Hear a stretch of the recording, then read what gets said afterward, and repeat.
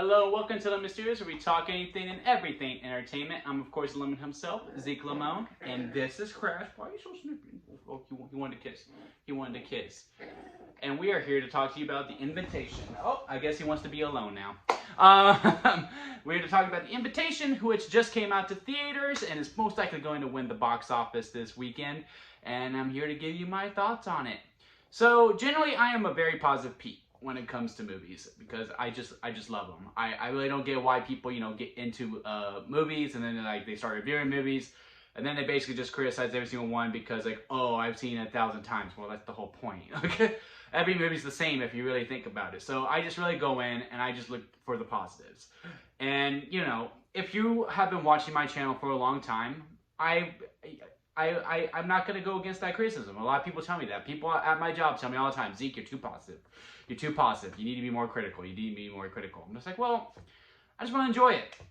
If you want negative criticism, there's like 100 other movie reviews where someone's going to be negative towards it, because I'm just a positive Pete and I just want to enjoy movies and I want that kind of audience. I just want to enjoy stuff.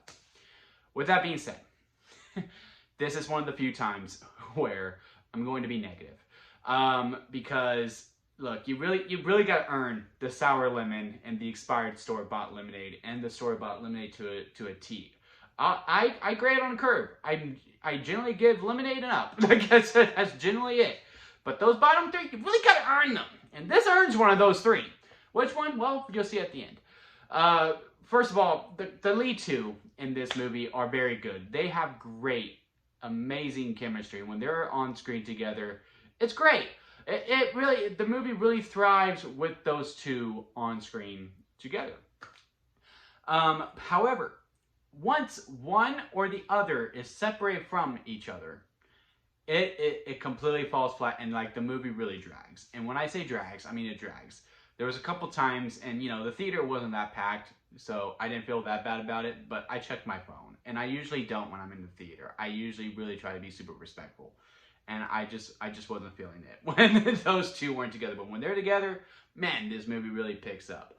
Also, just with the type of movie they were trying to make. And I could tell this movie got really fluffed up, because I really don't think this was a director's decision or a screenwriter's decision, because I really have a hard time believing that they read this script from page to page, put it down, looked at each other in the eye and said, this movie's PG-13. Because it is not.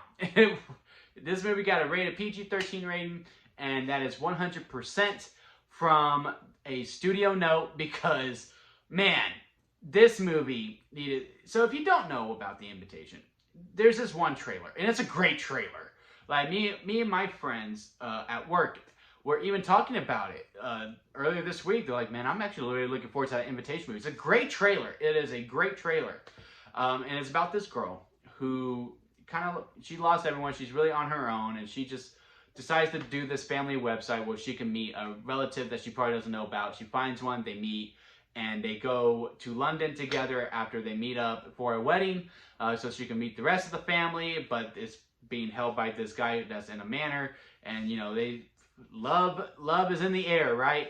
But it's really not all it turns out to seem, and well, there's vampires. And I was really digging that concept. It's such a good concept. I was all about this gothic romance type movie, kind of with the shades of the old Candyman, and this is definitely not the original Candyman by any means necessary. And it's like they were afraid to say the word vampire. They were very, very afraid to say it. And they say at the very end, it's the very last line in the movie. It does not earn it. You could have just said it. Even the vampires themselves are afraid to say it. They're like, yeah, our kind, we have a really bad... I was like, just say what you are. Just say what you are. And the twist is about how the main guy is a famous vampire, but they're also afraid to say the name. They are very much afraid to say the name. And it's just like, okay. And the scares in this movie are very, very cheap. And I mean cheap.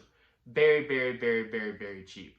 You could just tell, okay, yeah, we're building to this, and now we're waiting for the big loud noise, and a lot of false jump scares too, with this maid who's very sweet.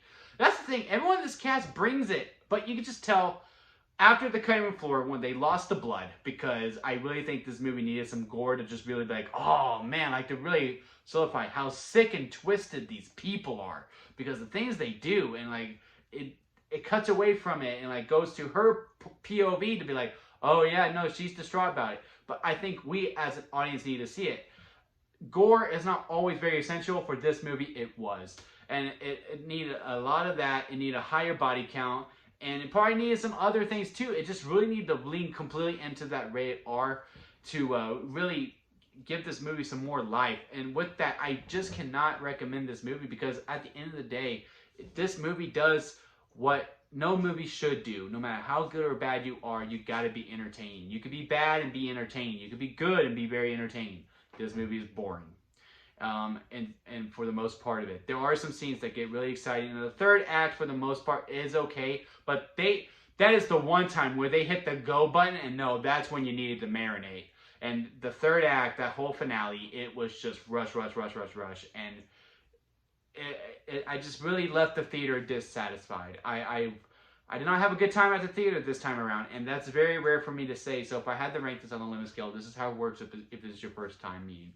Sour lemons at the bottom, and then it's expired store-bought lemonade. Then it's a store-bought lemonade. Then lemonade's in the middle. That's what we typically are, because again, I grade on the curve. Then it's freshly squeezed lemonade, which also you gotta really earn, because that's like really good. There's like very minor details. And then a strawberry lemonade is at the very top, because that is the best kind of lemonade there is. So therefore, that's the 10 out of 10. The Invitation is expired store-bought lemonade. There are some things going for it that are good. I'm also here questioning myself, thinking would I have been as, dissatisfied with this movie as much if I didn't pay to go see it on the big screen. I think this movie probably benefits also greatly on a streaming service. If this was on Netflix, I think it would be pretty good.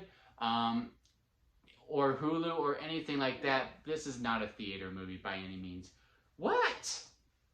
Duty calls, guys. So I guess I'm going to wrap it up here. If you like this video, give it a thumbs up. That really helps out with the algorithm. Also, leave a comment below and let me know your thoughts on The Invitation, or if you had any thoughts on seeing it at all.